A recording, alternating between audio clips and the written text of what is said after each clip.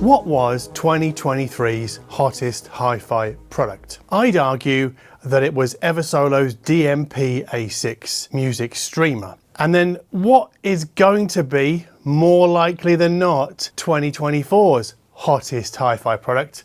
I would argue that it's going to be the WiiM Ultra. And now I ask, what do these two products have in common? And the answer, of course, is a touch screen. So in this video, I want to look at the pros and cons of screens on hi-fi products, both touch and non-touch. And I want to ask, do we really need them?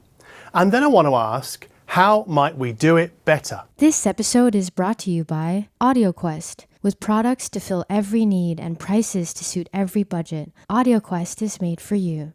Visit AudioQuest.com for more information.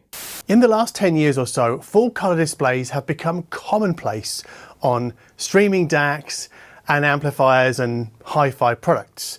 And those screens are what we look at when we want to know at a glance what song or artist is playing. And on a more fundamental level, screens give us a focal point whilst listening to streamed music, because streaming doesn't come with a small CD booklet or a 12-inch or 7-inch vinyl sleeve.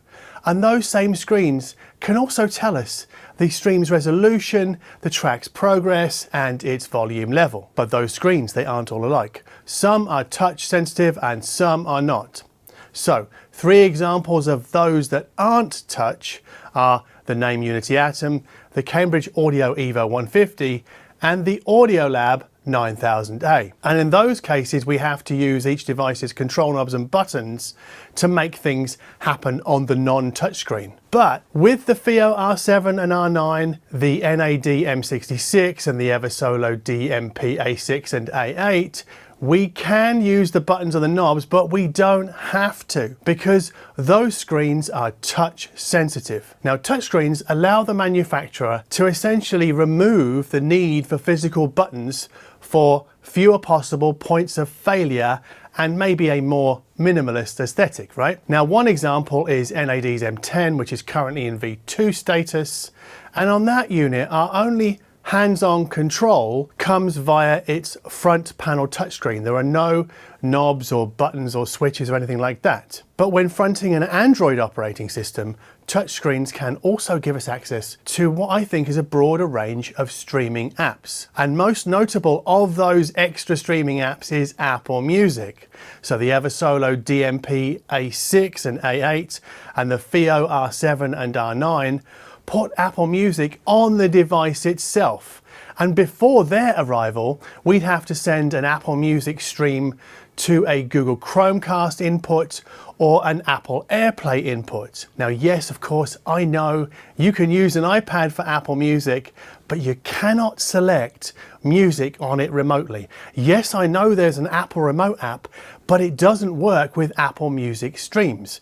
You have to get off your butt and then walk over to the iPad and get hands-on with it. Now, whilst we're talking about limitations, Google Chromecast isn't gapless, and Apple Music streams travel through the smartphone on their way to the streaming endpoint in the rack. And it actually gets worse for AirPlay, because the Apple Music on your smartphone re-encodes all streams destined for an AirPlay 2 endpoint to lossy AAC. So no CD quality audio for you.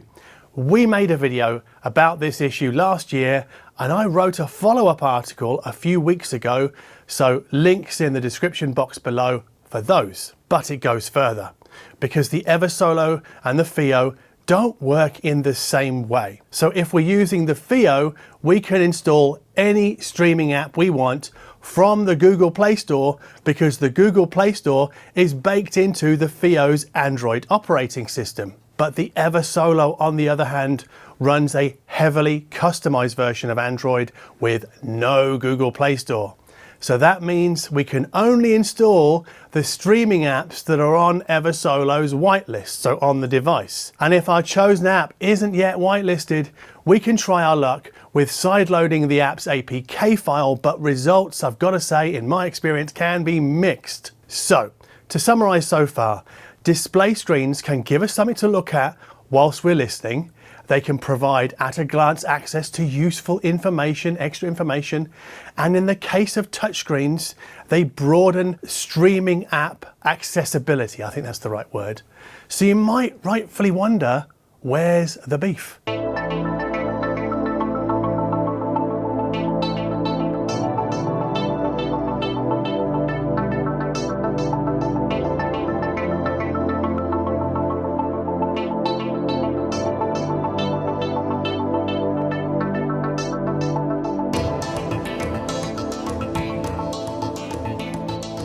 Let me ask you a question.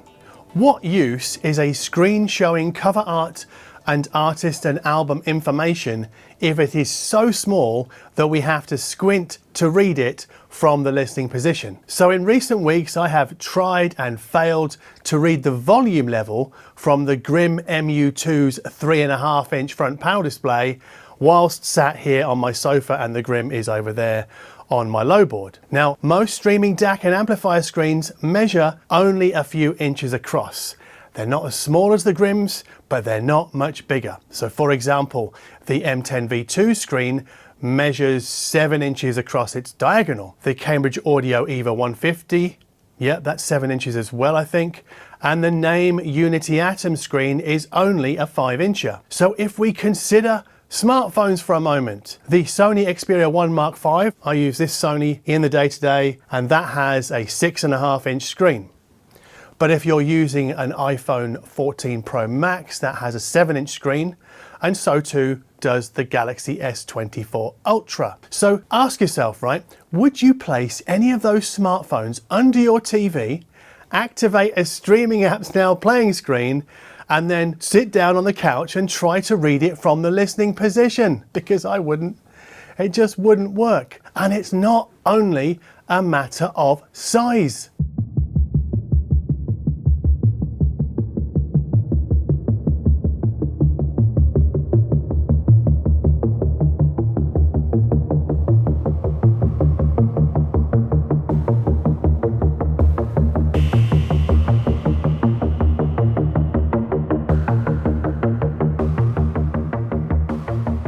In 2020, we were introduced to Hi-Fi Rose, who put touchscreens across the full width of its full-width streaming products. And last year's flagship transport, the RS130, that boasted a 15-inch touchscreen to, I guess, partially address some of my concerns about listening chair visibility. But the RS130 introduces a second concern, and that is the screen's aspect ratio. Because the RS130 screen measures, I think I've got this right, 1920 pixels across, but only 382 pixels high. Now, I call this extreme widescreen. An extreme widescreen makes the UI far wider than it is tall, and it's far beyond what we would experience when turning a smartphone to landscape mode and then looking at its screen. And despite the DMP-A6, that's Eversolo's product, running a landscape-oriented screen, it was still 2023's hottest hi-fi product. And Eversolo and Hi-Fi Rose are probably only satisfying market demand, because hi-fi people want low-profile hi-fi products that can slip onto a hi-fi rack's shelf or sit somewhat unobtrusively on top of a low board or a TV console. So that's probably why, and I think this is pretty much an industry standard actually, the majority of hi-fi components don't go much taller than 12 centimeters. There are exceptions, of course, but generally they're all, I think, 43 centimeters across and then 12, maybe 15 centimeters tall. So widescreen or landscape aspect ratios for the screens are baked into a hi-fi component design brief. And yet, most of us, we use our phones in portrait mode, don't we? So the only manufacturer that I know of to tackle the disconnect between a landscape-oriented hi-fi component and how we use our phones is FiiO, because the R7 and R9 streaming DACs have portrait-oriented touchscreen displays, and their powerful headphone amplifiers point to one area where touchscreen products, I think, make the most sense, and that is on the desktop.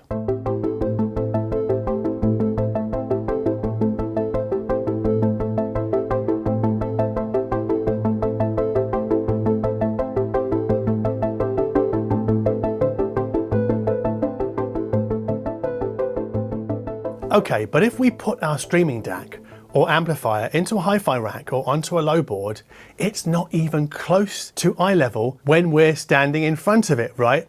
We have to bend down to use it. Now, I think that's okay for the occasional volume turn or hitting play pause or hitting the red hot chili peppers button, because sometimes that can strike in an emergency when you least expect it, but it's not really conducive to accessing, say, Apple Music, because choosing music from Apple Music takes a few moments, right? So you want to be comfortable when you're doing that, and sort of stooped over your hi-fi rack or over your low board, that's not comfortable.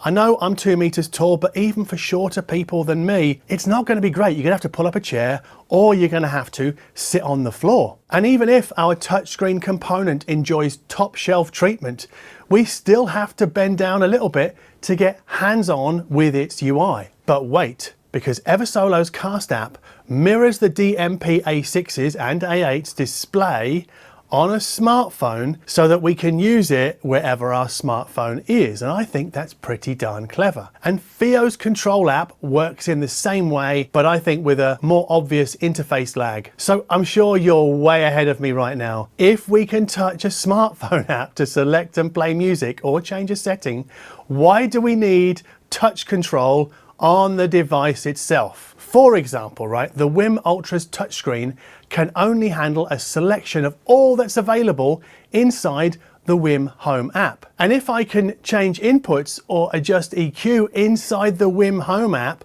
why would I get off the couch, walk to the Ultra sitting on the other side of the room under the TV, bend down and get busy with its touchscreen? I wouldn't. So why do manufacturers put touchscreens on their streaming DACs and amplifiers?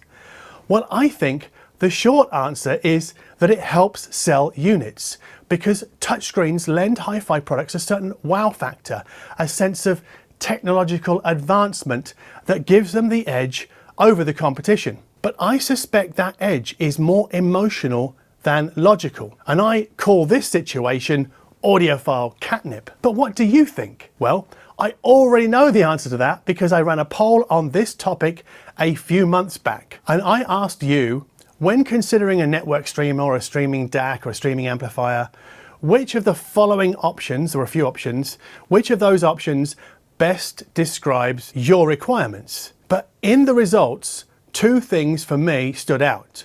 So number one, more poll respondents favour no screen at all over a touchscreen, which I thought was really interesting. And only 9% insist on a touchscreen.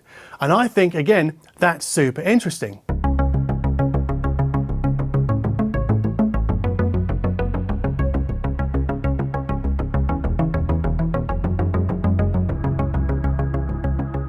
Now, of course, there is no point having a bit of a grumble about something if you're not prepared to suggest an alternative or how it can be improved.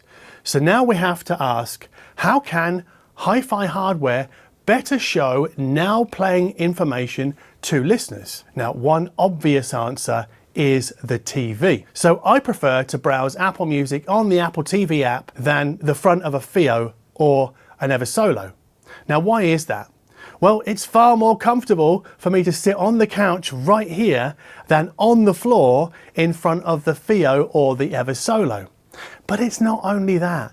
The Apple TV's HDMI output puts cover art and artist album information on my 55-inch Samsung TV. So this setup gives me something that hi-fi components themselves cannot. And that's an enormous now playing screen that I can easily read from the listening position. Now, of course, there are a couple of compromises to this setup. So the Apple TV doesn't give us anything above 48 kilohertz, so no high res for you, but I don't really worry about that. Of more concern to some people, but not necessarily for me because I think it's only a minor problem, is the lack of bit perfect playback, because the Samsung TV's OS resamples everything to 48 kilohertz.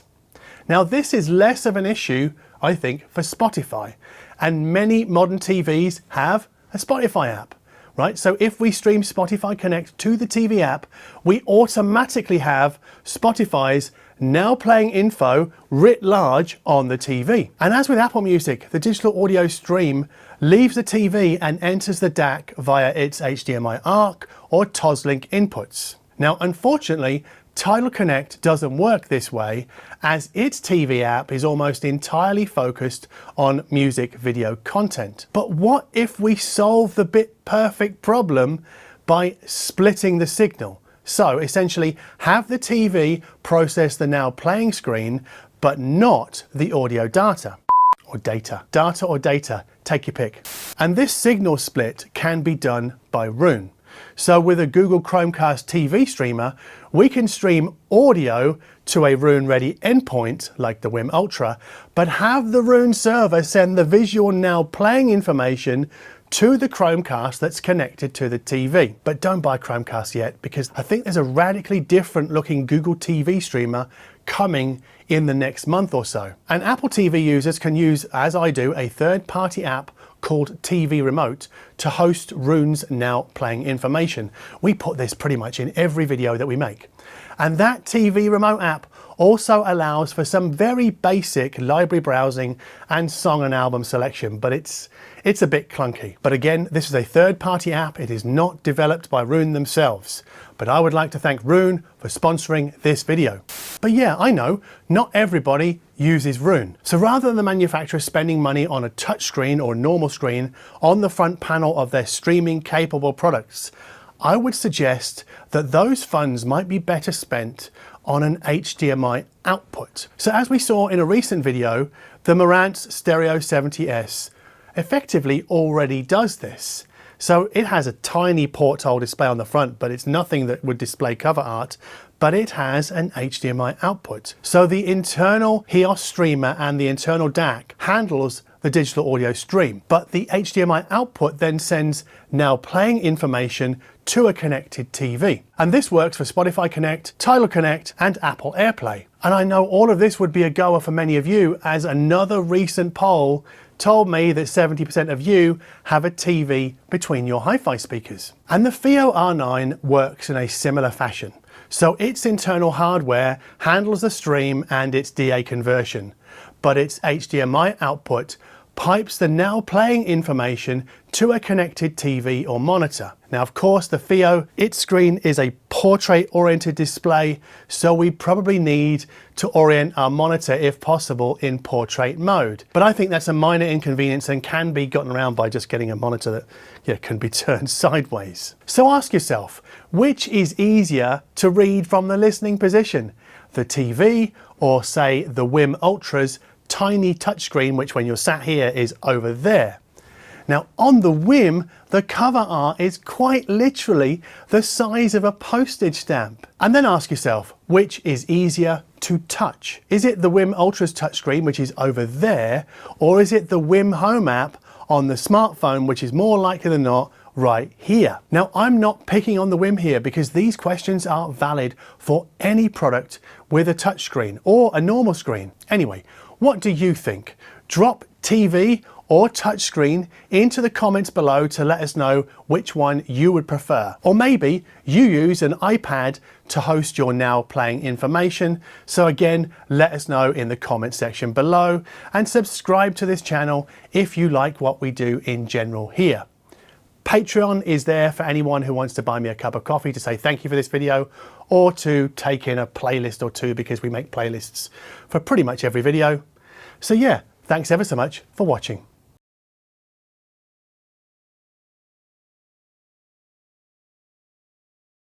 where's the beef? Where's my beef with this? So you might rightfully wonder, where's the beef? So you might rightfully wonder, where's the beef?